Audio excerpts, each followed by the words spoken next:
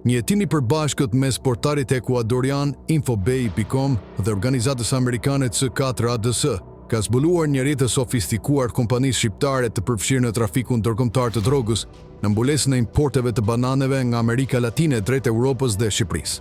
Sipas të dhënave që përfshin raste që nga viti 2014, 6 kompani shqiptare janë lidhur me ngarkesa të sekuestruara me kokainë. Praktika është e përsëritur, pas sekuestrimeve apo hetimeve ndrysohen administratorët dhe aksionerët, por aktiviteti kriminal vijon përmes të njëjtës infrastrukturë logjistike. Një nga rastet më të njohura është ai i kompanisë Masabi Fruit, që në vitin 2021 u kap me kokainë në një ngarkesë bananesh. Edhe pse drejtuesit fillestar u arrestuan, kompania rifilloi punën në një emër të ri në krye, por me të njëjtën skem.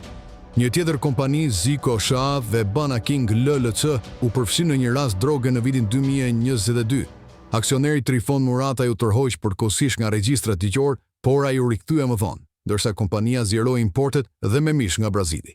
Sipas mediave të Ekuadorit, thuajse të gjitha kompanitë shqiptare që importojnë nga Ekuadori janë përfshirë në dërgesa të kokainës që prej vitit 2022. Përveç tyre, raporti përmend baronin e njohur Dritan Rexhepi dhe rritjen e tij të lidhur me kompaninë Los Coneros, si dhe Dritan Gjikën, i cili dyshohet se ka trafikuar deri në 4 ton kokainë në muaj drejt Europës përmes Ekuadorit. Kjo në bashkëpunim me biznesmen vendas.